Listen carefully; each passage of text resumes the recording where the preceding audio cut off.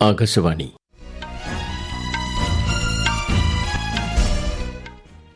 നമസ്കാരം. വാർത്തകൾ വായിക്കുന്നത് തുളസീദാസ് പരമേശ്വരൻ.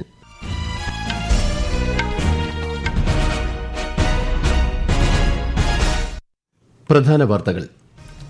പ്രധാനമന്ത്രി നരേന്ദ്രമോദിയുടെ ത്രിരാഷ്ട്ര സന്ദർശനം പുരോഗമിക്കുന്നു. സൈപ്രസ് പ്രസിഡന്റുമായി ഇന്ന് ഉഭയകക്ഷി ചർച്ച നടത്തും. 2027 സെൻസസിനുള്ള ഗസറ്റ് വിജ്ഞാപനം ഇന്ന് പുറപ്പെടുവിക്കുമെന്ന് കേന്ദ്ര ആഭ്യന്തരമന്ത്രി അമിത്ഷാ.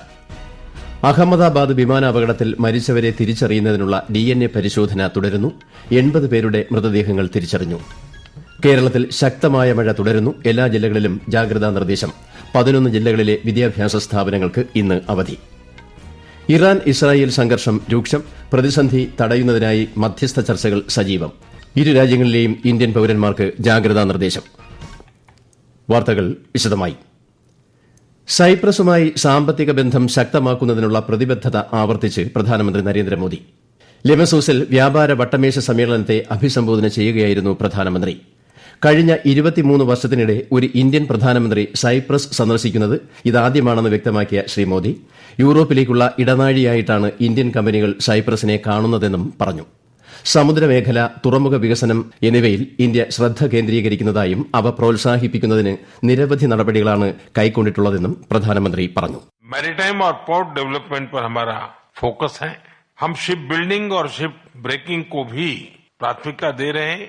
इसके लिए एक नई पॉलिसी भी लाई जा रही है. सिविल एविएशन सेक्टर में भी तेजी से ग्रो कर रहा है. भारतीय कंपनियों ने 1000 से ज्यादा एयरक्राफ्ट उसका नया ऑर्डर दिया है. സൈപ്രസ് പ്രസിഡന്റുമായി പ്രധാനമന്ത്രി ഇന്ന് ഉഭയകക്ഷി ചർച്ച നടത്തും. G7 ഉച്ചകോടിക്കായി കാനഡയിലേക്ക് പുറപ്പെടുന്നതിന് മുൻപ് പ്രസിഡന്റിന്റെ കൊട്ടാരത്തിൽ ഉച്ചഭക്ഷണത്തോടെയാണ് സന്ദർശനം അവസാനിക്കുക. 2027 വരാനിരിക്കുന്ന സെൻസസിനുള്ള തയ്യാറെടുപ്പുകൾ കേന്ദ്ര ആഭ്യന്തരമന്ത്രി അമിത്ഷാ ഇന്നലെ ന്യൂഡൽഹിയിൽ വിലയിരുത്തി. സെൻസസിനുള്ള ഗസറ്റ് വിജ്ഞാപനം ഇന്ന് പുറപ്പെടുവിക്കുമെന്ന് അദ്ദേഹം സമൂഹമാധ്യമത്തിലൂടെ അറിയിച്ചു.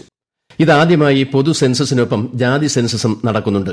2 ഘട്ടങ്ങളിലായി നടക്കുന്ന പ്രക്രിയ പൂർണ്ണമായും ഡിജിറ്റലായാണ് നടപ്പിലാക്കുന്നത്. 3 ദിവസത്തെ സന്ദർശനത്തിനായി ഉപരാഷ്ട്രപതി ജഗദീപ് ധൻഖർ പുതുച്ചേരിയിൽ എത്തി. രാഷ്ട്ര നിർമ്മാണത്തിൽ പാരിസ്ഥിതിക സുസ്ഥിരതയ്ക്കുള്ള പ്രാധാന്യം എന്ന വിഷയത്തിൽ ജിപ്മറിൽ നടക്കുന്ന പ്രത്യേക പരിപാടിയിൽ അദ്ദേഹം ഇന്ന് മുഖ്യാതിഥിയായി പങ്കെടുക്കും.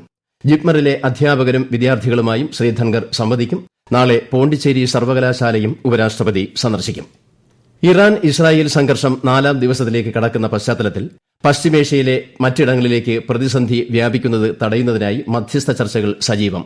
സൌദി അറേബ്യ, അമേരിക്ക ഉൾപ്പെടെയുള്ള രാജ്യങ്ങൾ സമാധാന ചർച്ചകൾക്കായി മുന്നോട്ട് വന്നിട്ടുണ്ട്. അതേസമയം ഇരുപക്ഷങ്ങളും നടത്തിയ ആക്രമണങ്ങളിൽ നിരവധി പേർക്കാണ് ജീവൻ നഷ്ടമായത്. പശ്ചിമേഷ്യയിലെ സംഘർഷങ്ങളുടെ പശ്ചാത്തലത്തിൽ ഇസ്രായേലിലെ ഇന്ത്യൻ സമൂഹവുമായി സ്ഥിതിഗതികൾ ചർച്ച ചെയ്തതായി ഇന്ത്യൻ എംബസി സമൂഹമാധ്യമത്തിൽ കുറിച്ചു. ഇന്ത്യക്കാരുടെ സുരക്ഷയും ക്ഷേമവും ഉറപ്പാക്കാൻ ആവശ്യമായ എല്ലാ നടപടികളും സ്വീകരിച്ചു വരുന്നതായി എംബസി അറിയിച്ചു.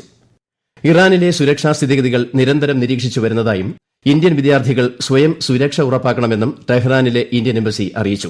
ചില വിദ്യാർത്ഥികളെ എംബസി സുരക്ഷിത സ്ഥലങ്ങളിലേക്ക് മാറ്റിയതായി വിദേശകാര്യ മന്ത്രാലയം പ്രസ്താവനയിൽ അറിയിച്ചു.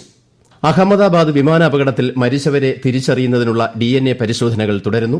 ഗുജറാത്ത് മുൻ മുഖ്യമന്ത്രി വിജയ് റൂപാണിയുടേതുൾപ്പെടെ 80 പേരുടെ മൃതദേഹങ്ങൾ ഇതിനകം തിരിച്ചറിഞ്ഞിട്ടുണ്ട്.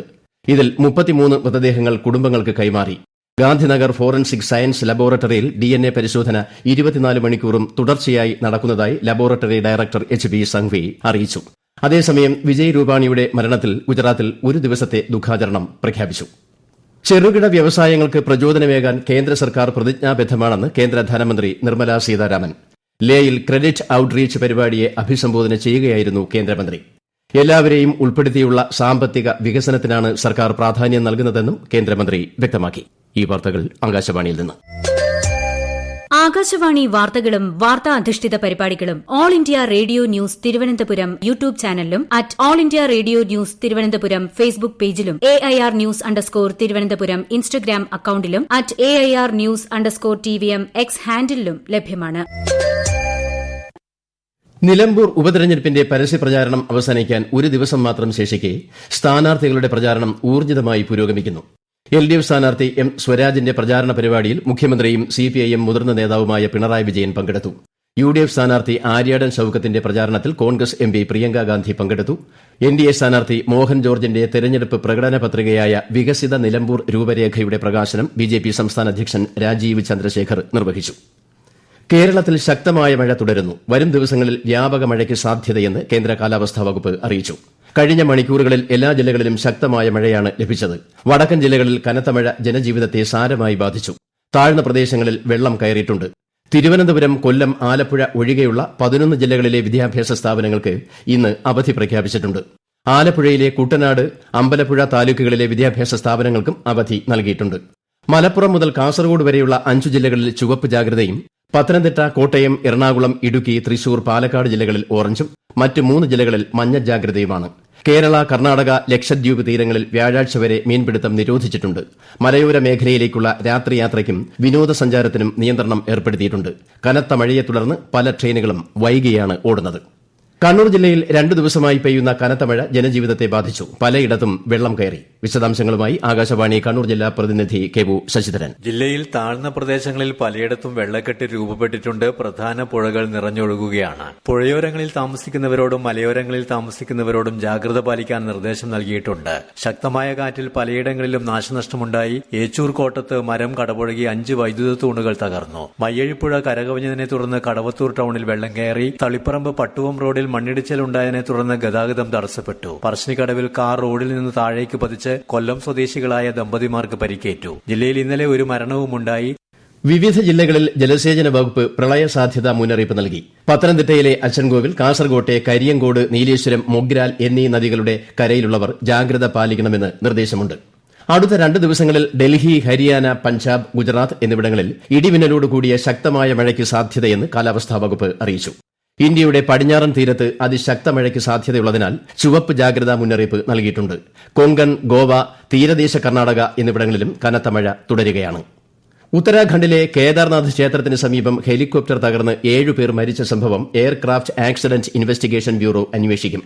കേദാർനാഥിൽ നിന്ന് ഗുപ്തകാശിയിലേക്ക് പോയ കോപ്റ്റർ ഇന്നലെ രാവിലെയാണ് ഗൌരികുണ്ടിന് സമീപം തകർന്നത്. ന്യൂയോർക്കിലെ മാഡിസൺ സ്ക്വയർ ഗാർഡനിൽ നടക്കുന്ന ബോക്സിംഗ് സൂപ്പർ വെൽറ്റർവെയ്റ്റ് പോരാട്ടത്തിൽ അമേരിക്കൻ താരം ജോസു സിൽവയെ പരാജയപ്പെടുത്തി ഇന്ത്യൻ ബോക്സർ നിശാന്ത് ദേവ്. ഈ വർഷം ജനുവരിയിൽ നടന്ന തന്റെ അരങ്ങേറ്റ മത്സരത്തിൽ ആദ്യ റൌണ്ടിൽ ആൾട്ടൺ വിഗിൻസിനെ നിശാന്ത് ദേവ് പരാജയപ്പെടുത്തിയിരുന്നു. അടുത്ത മാസം 8 മുതൽ 13 വരെ മാറ്റണിൽ നടക്കുന്ന അമ്പെയ്ത്ത് ലോകകപ്പ് സ്റ്റേജ് 4 മത്സരം, സെപ്റ്റംബറിൽ ഗാങ്ചുവിൽ നടക്കുന്ന ലോക ചാമ്പ്യൻഷിപ്പ് എന്നിവയിലേക്കുള്ള സെലക്ഷൻ ട്രയൽസിൽ പരിചയസമ്പന്നരായ ഇന്ത്യൻ കളിക്കാരെ മറികടന്ന് 4 അൺക്യാപ്ഡ് താരങ്ങൾ സ്ഥാനമുറപ്പിച്ചു. മികച്ച പ്രകടനം കാഴ്ചവച്ചവരിൽ മഹാരാഷ്ട്രയുടെ 15 വയസ്സുകാരി ഗാദ ഖഡാക്കയും ഷാർവാരി ഷിൻഡെയും ഉൾപ്പെടുന്നു.